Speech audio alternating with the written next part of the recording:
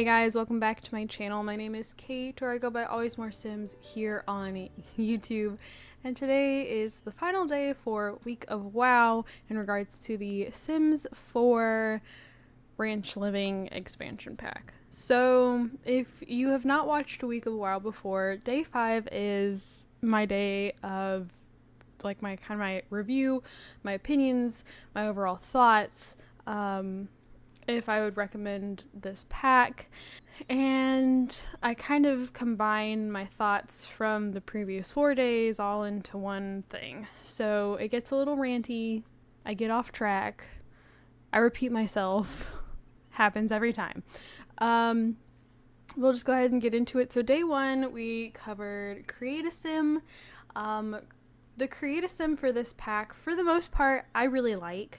As I stated on day 1, I wear jeans all the time. I used to wear a lot of flannel. I am into the very casual look. And I could see myself wearing, personally, a lot of the items and using a good majority of the items.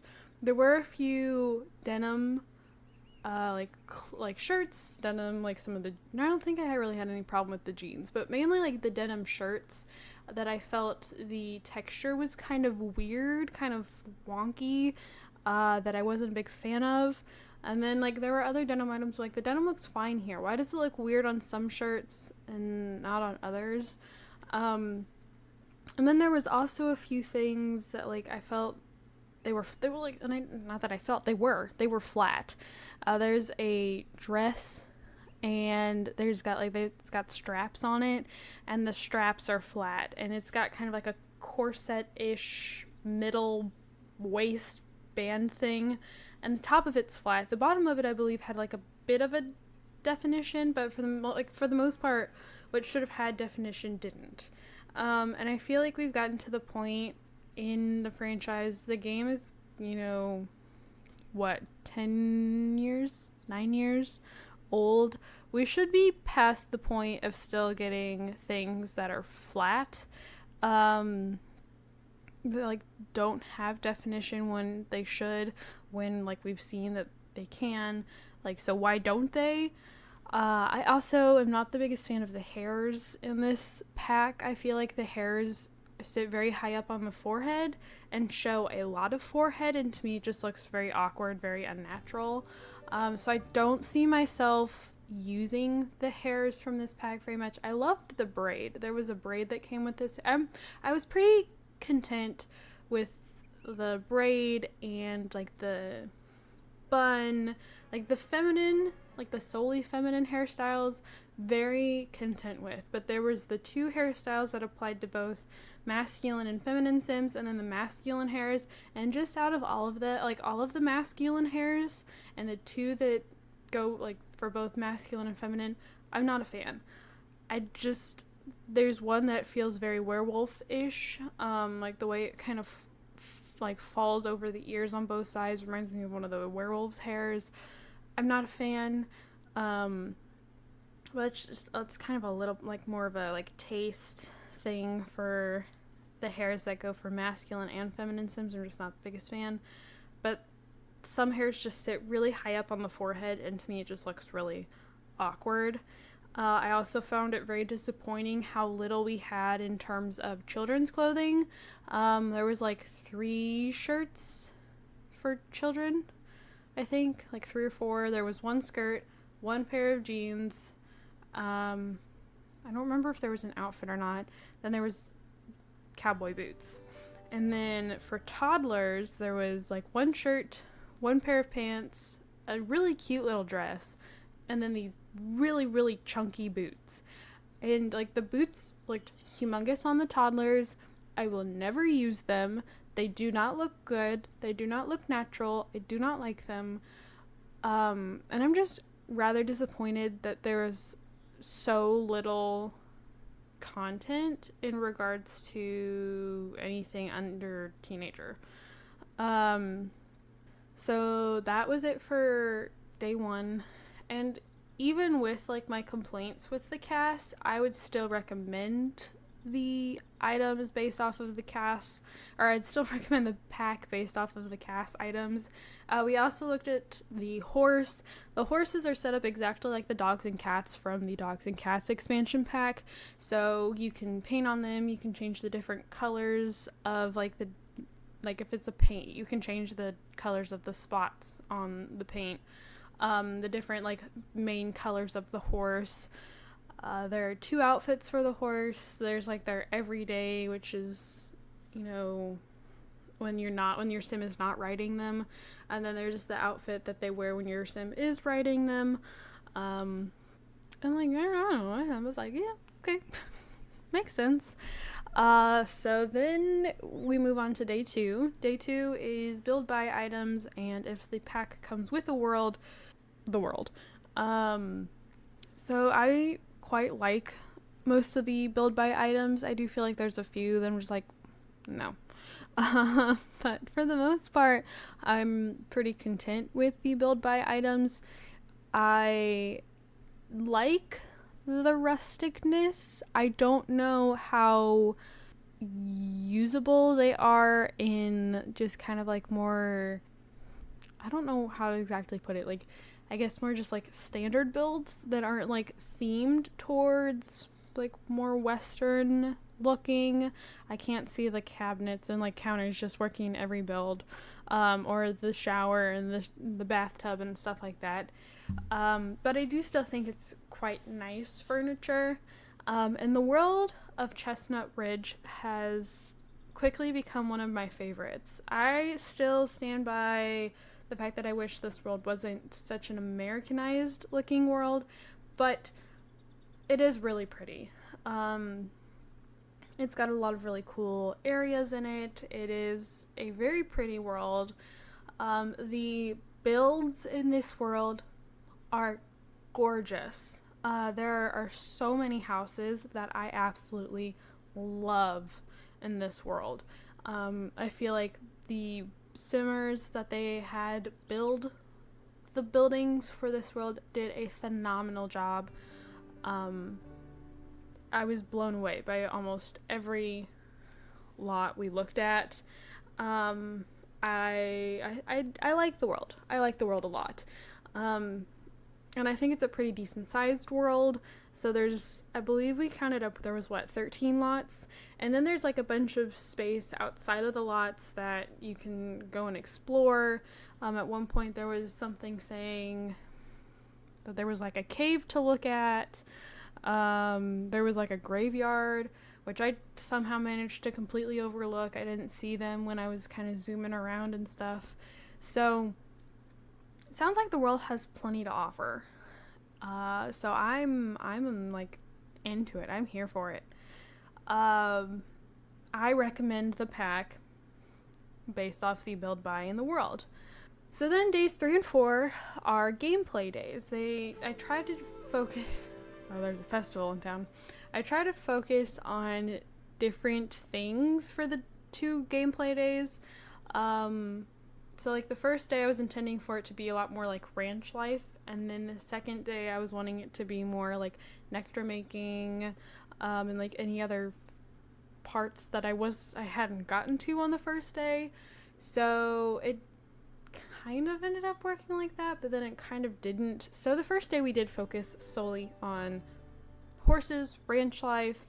I placed a house down built by Lil Simsy. I had made a sim on day 1 and his horse, so I had Joel Yellowstone and his horse, and the Finchwick Fair is in town, and his horse Botticelli, which was a gorgeous Morgan. I want a Morgan horse so bad. So we placed them in the world, and then I found out that there was the possibility of rescuing a horse. So you could buy a horse, breed a horse, rescue a horse. And I am very much, adopt a shop, which I am kind of a hypocrite because only 2 of my dogs are adopted. The others are all from breeders. But anyways, I still believe in adopt, don't shop. And so I was really intrigued by this notion of rescuing. And so we ended up rescuing a horse. I forgot to resume recording, so you guys didn't get to see me actually adopt the horse or purchase our goat and our sheep. But we did. We got a mare named Sunny, and the rescue horses tend to come with kind of bad traits.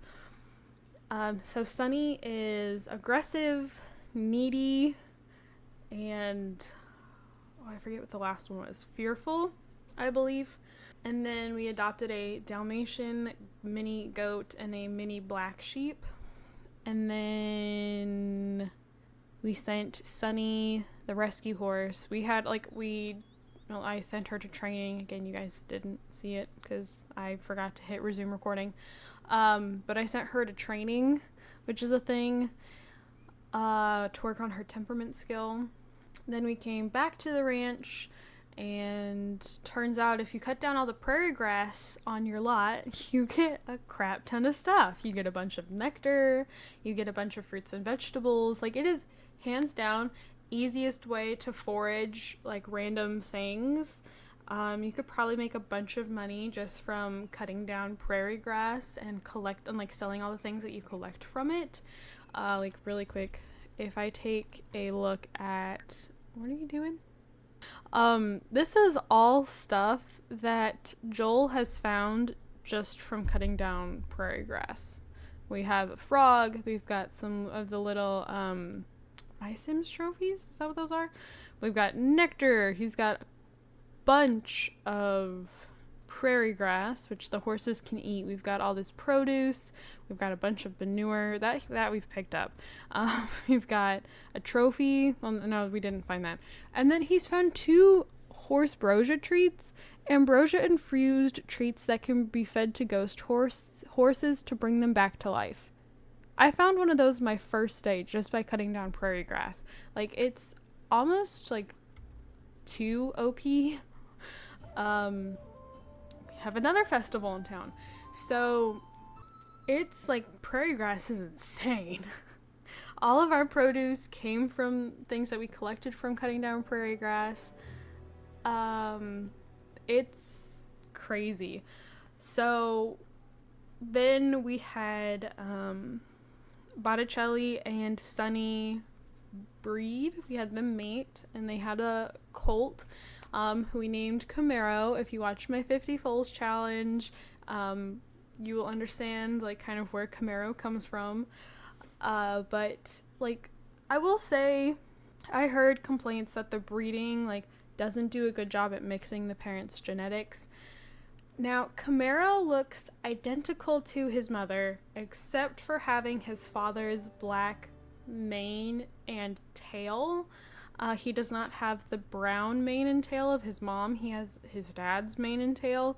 But other than that, he looks identical to his mom. So I guess, yeah, they don't like mix like the spotting, the markings, anything like that. But he at least had different mane and tail color. So we'll give him that.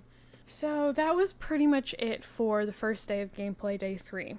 Moving on to day 4, I really wanted to focus on nectar making, and we ran into a bit of a hiccup when I couldn't figure out how to do the nectar making. It turns out I just didn't have enough of one of the ingredients for the starter nectar, so you have to make sure that you have either 3 apples or 3 grapes in your inventory if you want to be able to make a nectar at the beginning. If you don't have either of those, everything will be grayed out. You won't be able to do anything, and you might panic like I did thinking it was broken. It's not broken, you just don't have the correct fruits. It takes, I guess it's supposed to get faster the more your Sims do it, the higher their skill is.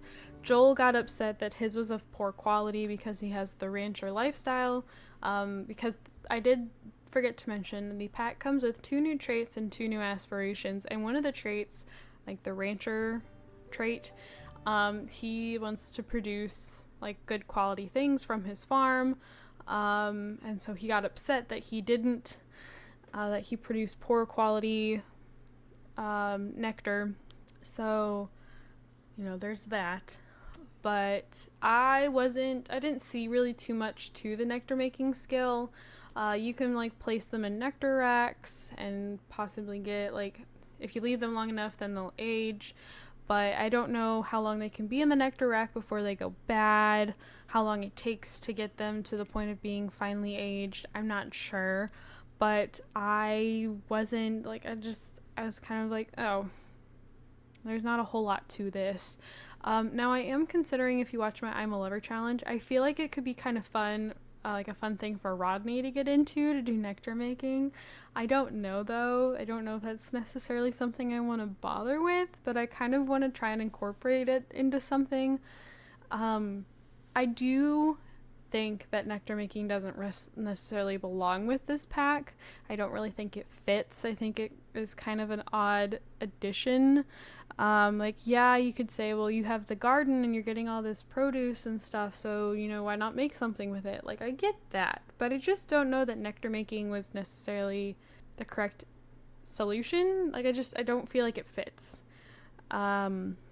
So anyways, we also hired a ranch hand to help with the farm. I don't really think he's that helpful. I don't know if it's because my farm just didn't need that much assistance, or if it was because of him. But I would, like, there was a couple times I had to tell him numerous times to, like, collect manure, and he wouldn't do it. Or my sim would be talking to, like, would have gone to talk to him in, like, the stables, and he had gone somewhere else, and my sim was talking to nobody in the stables. So I don't know, sorry. I don't know if that had anything to do with it. I don't know if that affected it at all. So there's that. Let's see. We also went ahead and entered a racing competition. So in The Sims 3, you had to be on the horse or leading the horse, had to get your sim and the horse to the equestrian center by a certain time to enter the competition. Then you would sit there and you were actually able to kind of determine how your sim would perform. The sim and the horse would perform during the race depending on where they were, like, in the race. If your horse was in, like, 9th position, or if your horse was in 1st position, you could decide how you were going to race. And you don't have that option in The Sims 4, but I will say, as long as you have one of the, like, bulletin boards around where you can, you know, hire a ranch hand, I think you can, like, sell the horse with it. I think there's one in every neighborhood. You can click on that, enter a competition through there, and then the competition, yes, you can like video gaming. You enter the competition from there, and your sim and the horse that you choose will just disappear. So you don't have to worry about traveling with them to the equestrian center to get into the competition. You just have to enter it, I think, by 7 p.m. And then your sim has to earn either 1st, 2nd, or 3rd place to be able to progress into the next level of races. Then from there, you know, you continue to progress, you can do different kinds, all that stuff.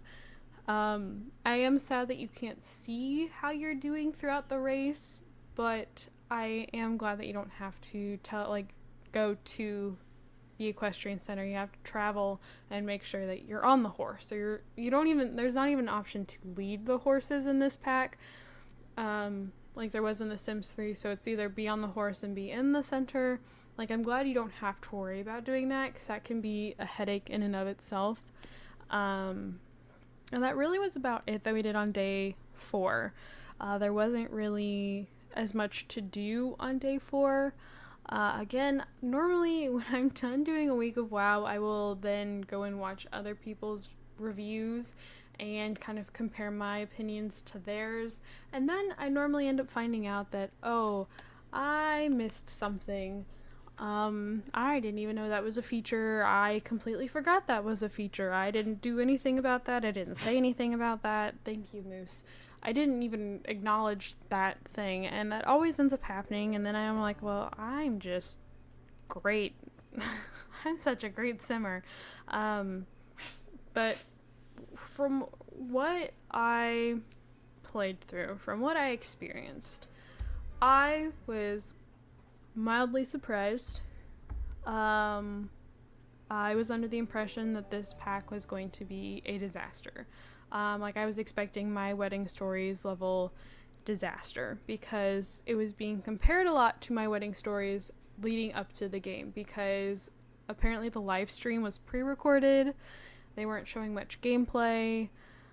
They kept saying, oh, we got to put finishing touches on, and that was all making me very nervous.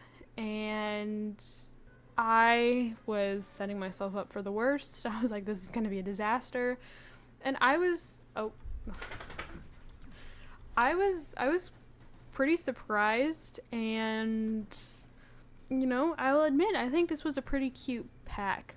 However, I still don't think this needed to be an expansion pack. I think this would have been fine as a game pack. I honestly don't feel that we got enough content in it to be an expansion pack. And like, maybe that makes me sound like maybe greedy. That's not my intention. But I do feel like we could have gotten more. Like, there could have been more things to do with an expansion pack. I just feel like this is kind of game pack level. Oh, why'd everything... Okay, so like, why are we pausing? I just feel like it was a lot more like game pack level, like amount of stuff, amount of gameplay, and not necessarily expansion pack. And I still honestly stand by the fact that I don't think this pack was needed.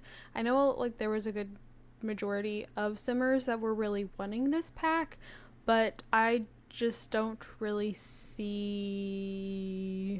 Oh, there's Aurora Borealis! Maybe? I don't know. In The Sims 3, that meant it was a unicorn. But I haven't seen any kind of unicorns. I don't know if they're supposed to be unicorns. Anyways, I don't think this needed to be an expansion pack, and I don't even think it was necessarily needed. I think there were other things that they could have done as an expansion pack. I don't know. It's cute, and I am glad now that I have it. I will not be like having a bunch of horses in the future. I can't really see myself using the nectar maker a whole bunch. I can't see myself having goats and sheep. I hardly play with chickens, cows, and llamas as it is. The only time I ever do play with chickens, cows, llamas is if they are in a house that I download, whether it's for a current household, or at one point I downloaded a house for my I'm a Lover challenge, and that had a chicken coop in the back. So we ended up having chickens for a while. I don't go out of my way to get these animals. So I don't feel that like in the long run they bring that much to the table. They're really cute. But big Siamese. I just don't know that, again, that this pack was necessary, that this pack was needed. But I will say it ended up being a lot better than I thought. It beat my expectations. Yeah. I was expecting worse, and it proved me wrong. So, like, I guess that is what it is. I would recommend this pack. So, like, even with me saying we don't need it, it's not... I don't think it's worth $40. I will say that. But I do think it's a pretty decent pack. I think it's like, if this is your kind of thing, if you like having big ranches, big farms, or whatever, like if you like cottage living, you will more than likely really like this pack. If you are not so much for cottage living, maybe this pack isn't as much for you. I think honestly I could have seen this pack easily being a part of cottage living. So I guess there's that. Maybe that's why I feel like it doesn't exactly fill out an expansion pack, because it feels like it's almost cottage living. Like, it feels like an extension of cottage living to a point. So if you like cottage living, if you like all the stuff that comes with cottage living, the taking care of animals, the running your own farm and your own garden and all that stuff, then I'd recommend this pack for you. But if you're more of like, well, I play in the city all the time, or I play with the occults all the time, I don't know necessarily that this pack is going to be up your alley. So maybe, like, if you're somewhat interested in it, maybe wait, forever for it to go on sale. But I guess that's about it. So thank you guys so much for watching. Don't forget to comment, like, and subscribe. I do have my gaming channel and my Twitter linked down in the description below. If you'd like to check either of those things out, I would greatly appreciate it. Let me know what your guys' thoughts are on the pack, if you've bought it, what you're thinking, if you agree with me, if you disagree with me. I would love to know. I get the feeling I'm going to be in the minority for my thoughts on this pack, but that's okay. And yeah, thank you guys so much for watching, and I will see you all in my next video. Bye, guys.